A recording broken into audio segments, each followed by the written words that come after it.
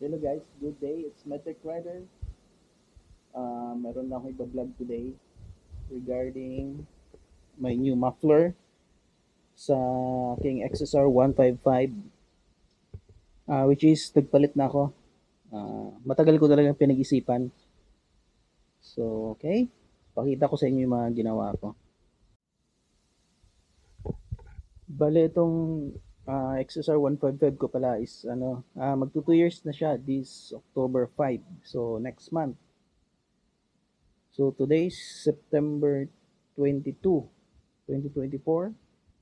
And papakita ko sa inyo yung odo niya.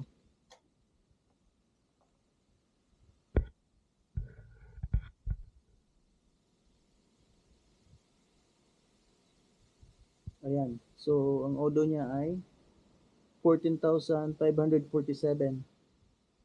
So, medyo gamit na rin siya.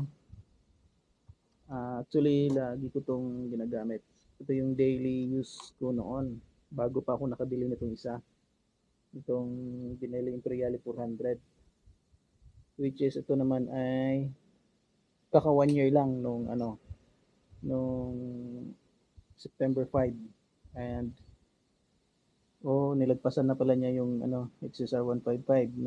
Ang odo ng Imperiale ko is 15,740.9 kilometers for just 1 year lang to. So ito talaga yung pinakagamit na gamit ko araw-araw. Siyempre, less stress sa traffic dahil pwedeng dumaan sa expressway.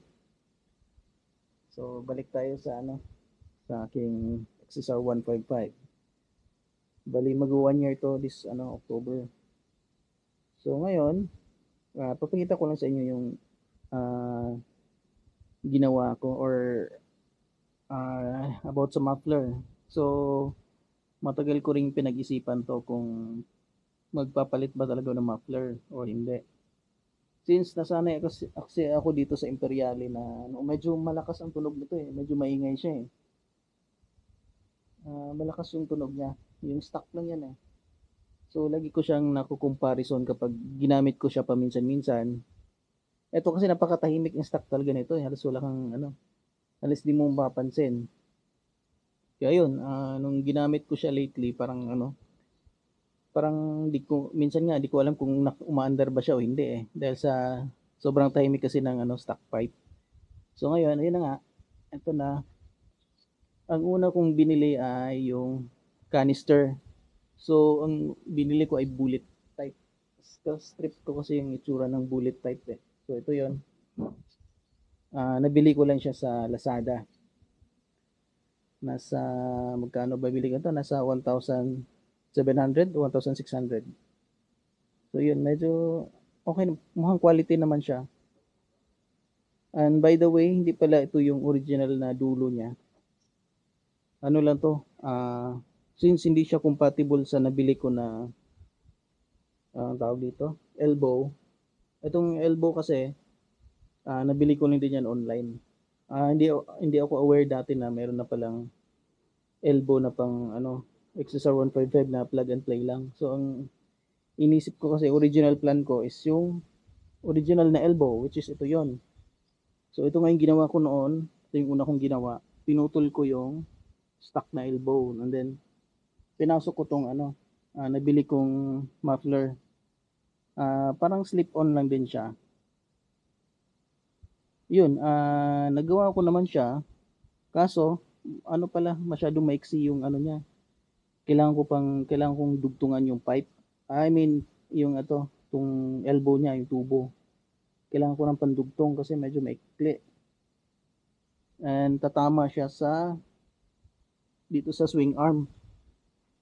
So, ayun, dun ko naisip na, actually, plano ko, pupunta ako sa mga gumagawa ng muffler. Kaso inisip ko baka kasi matagal gawin or wala kasi dito sa lugar namin, wala kasi masyado So ginawa ko na lang, nag-search ako sa Shopee. So yun, nakabili nga, may nakita nga ako elbow ng XSR 155. Pareho din siya sa MT-15 tsaka R15 na models. So yun, Plug and play. So hindi ko na papakita yung pagkabit niya. Madali lang naman. Kailangan nyo lang ay 12 mm na monkey wrench or any wrench na pwede dito. Tapos yun, comparison ko sa bigat nila, ito napakagaan. Stainless siya, itong stock kasi is bakal. Tapos yun, lalo na tong pinaka tambucho niya, napakabigat. Sobrang siguro times 2 ang bigat nito. Ay hindi, times 3 pa siguro ang bigat niya sa stock. So sa tingin ko, pag ginamit ko na to, maramdaman ko yung gagaan na konti siguro to. Iwan ko lang ha. So ayun na nga, ang original plan ko, ito. So sa tingin ko, nung kinabit ko na, masyadong maikli. So nag-change of plan ako. So nag-search ako sa yun nga, online ng mga elbow. Meron naman pala available. So plug and play lang. Ayun, madali lang siyang ikabit. So gaya nito, naikabit ko na yung isa. So ito naman yung parang karugtong niya. So ang pang-lock nito ay spring. So may spring ako doon. Tapos yung kasi, itong muffler ko na bullet pipe, medyo tawag nito, medyo maingay din pala siya. So bumili rin ako ng silencer. Dalawa yung napili kong silencer eh. So ito yon. Ay, by the way pala, ito nga yung nabanggit ko kanina, yung yung diameter nitong bunganga nito ay hindi swak dito sa sa elbow na nabili ko online. So ang kasi nito, sa mga to, slip-on na like SC Project, o yung mga ganong type, yung mga short pipe, doon siya compatible. Pero pagdating dito sa nabili ko na bullet pipe, hindi siya compatible. Kaya ayun, pinunta ko rin to sa shop. Pero saglit lang naman, ang ginawa nang nila, pinutulan na konti, tapos dinugtungan ng para mag-swak siya dito. And then swak din tong mga tong mga silencer. So ayun. Ito rin, mayroon siyang kasamang parang bracket. So yung bracket niya ito. So madali lang naman to. Kakabit mo lang dyan. Tapos dito sa original na bracket, dyan siya ilalagay. So sobrang dali lang nito. Plug and play lang talaga siya. So ngayon, testing natin kung ano yung tunog. So kapag sa cellphone nyo lang pinanood to, mukhang hindi nyo ma-appreciate yung tunog. So maganda pag naka-earphone or sa personal talaga, doon nyo ma-appreciate ang tunog nito eh. So ngayon, testing natin.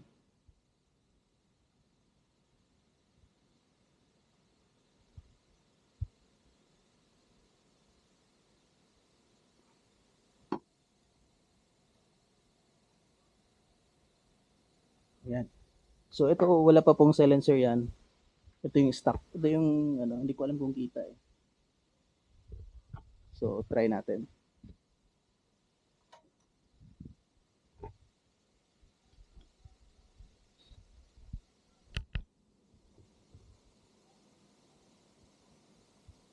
By the way, bago ko makalimutan, meron ako, download ako ng dB meter sa online app. So alam ko namang hindi ito accurate. At least hindi naman siguro sobrang layo ang difference sa original na dB meter talaga compared dito. Ito pala. Ito yung itsura ng ayun, yung bullet pipe na yan. Ito yung original niya. So sa Lazada ko siya nabili. Ayan. So dalawang option na color dito.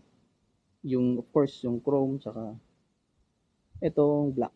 So syempre mas pinili ko ang black. So ito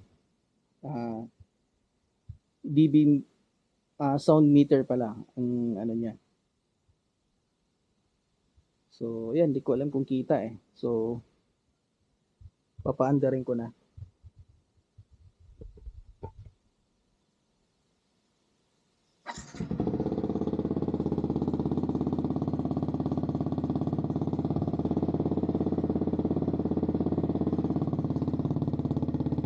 So ito yung tunog niya ngayon. Medyo maingay. Walang silencer eh.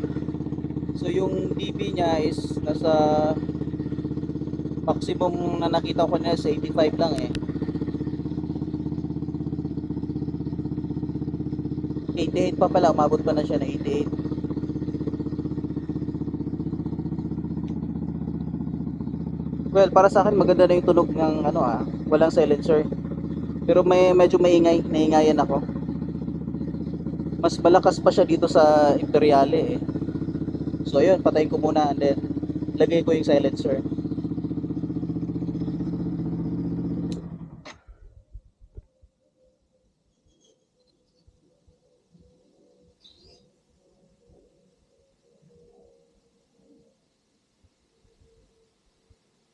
So ito muna ang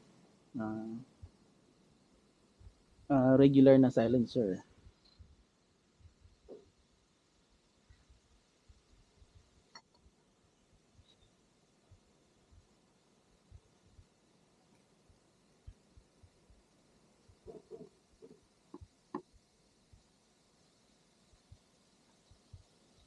Okay, medyo mahirap siya tanggalin pag one hand.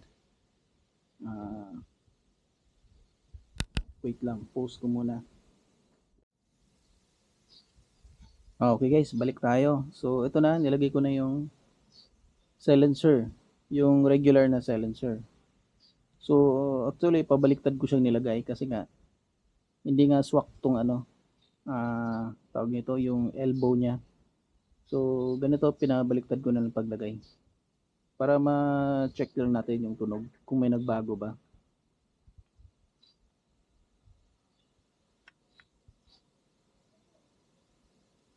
So ayan, pandarin ko na.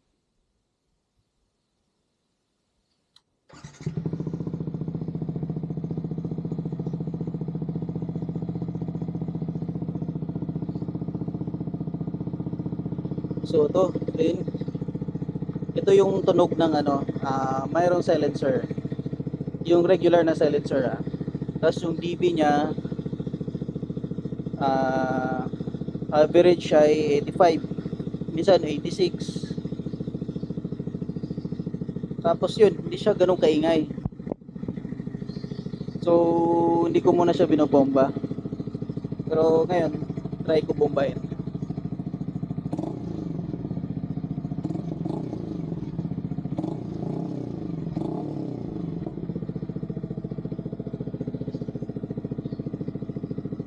So based dito sa I reset ko muna to kasi ito po yung nauna kanina eh, yung walang silencer. Ang maximum kanina is 89. Yun yung sa walang silencer.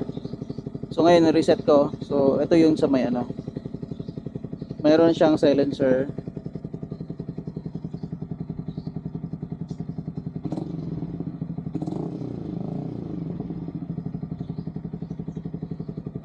So ayun, hindi ko alam bakit same lang yung lumalabas. 89 din yung maximum. Pero at least di umabot na 90. Di ba 99 naman yung limit. Pero para sa akin nung masumina siya, may silencer eh. So yun nga, hindi naman ako umaasa dito sa dB meter na to na accurate siya. Pero at least may konting comparison. Kasi tinesting ko na kanina dito. Sa Imperiale naman, mas lang siya, 84 to 85 dB. 400cc na po ito And then stock pipe, yun, medyo maingay dito. So I think mas trip ko tong tunog ng may silencer. Kasi ayoko rin talaga ng sobrang ingay. Ayun, tunog bullet pipe talaga siya eh. So ayan, kaya bullet pipe pinili ko kasi mas trip ko yung itsura niya. Medyo classic talaga yung itsura eh. So yun, testing pa natin itong isang silencer. So maximum dB nga is 89 lang. So hindi, sa tingin ko hindi naman siguro ganun ka nagkakalayo to sa pang talaga original na dB meter. So sa tingin ko naman hindi aabot ng 99 to. So ito yung sa regular na silencer. Itong isa naman ay ito. Parang hindi ko alam kung resonator ba tawag nito o kasama siya sa mga DB killer or silencer eh. So, yun, testing natin to. Okay, pause ko muna saglit.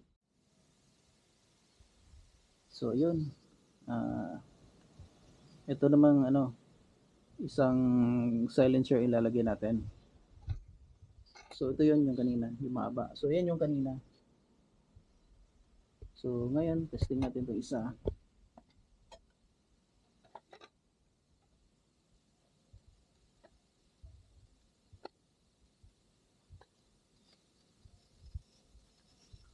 Tapos, saan na yung dB meter? Okay, start.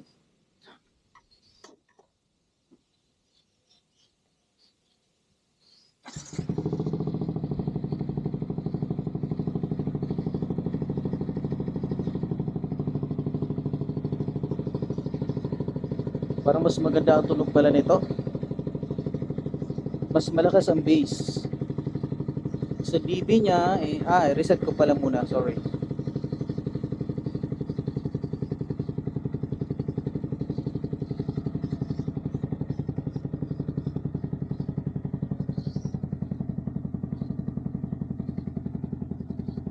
So yun, naglalaro lang din sa 85 to 86. Minsan 87.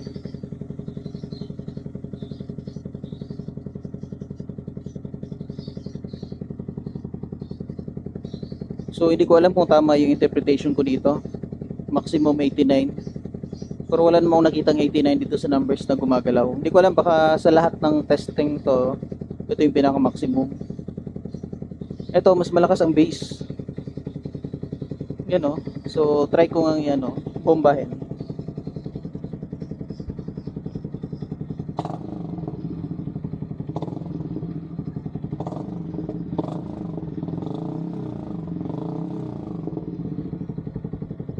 Gumanda lang yung bass niya, pero yung ingay niya parang pareho sa walang silencer. Pero ang ganda ng bass.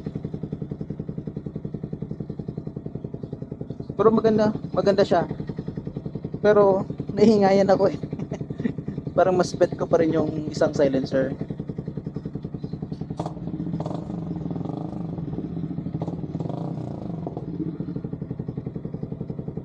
Ayun ang ganda ng niya. Pero di bale. So ang desisyon ko is ito muna ito muna ang gagamitin ko. Hindi siya ganun kaingay eh. Ito para siyang yung tunog niya na hindi naka-silencer pero mas malalim. Ito lakas ng bass niya. Maganda siya pag ganito naka-idle lang. Pero pag inarurot natin, hindi ako sure kung anong tunog nito.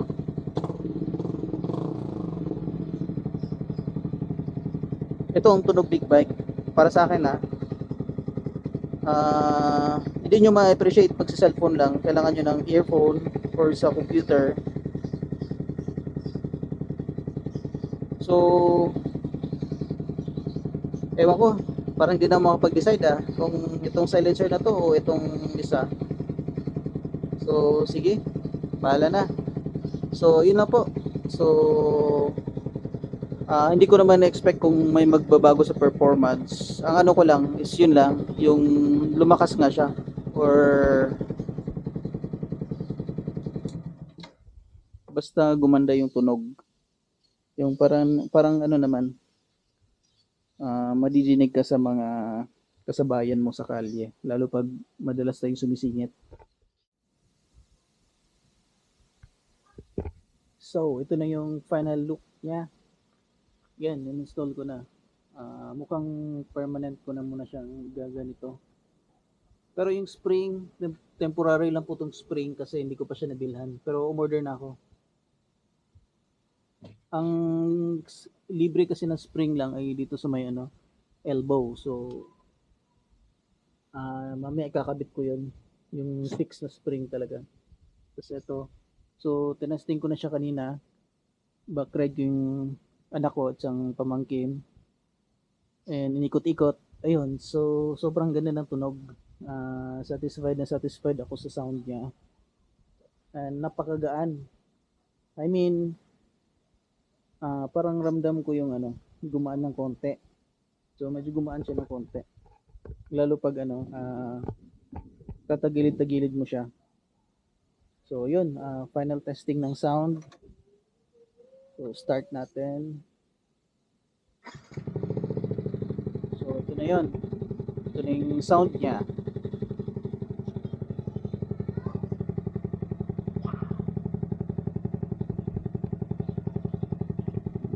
So ito lang na talaga hinanap kong sound eh, yung hindi ganun kalakas. Ayoko rin kasi ng masyado maingay eh. Ito maganda sa akin lang ha. Medyo bassy yung sound niya.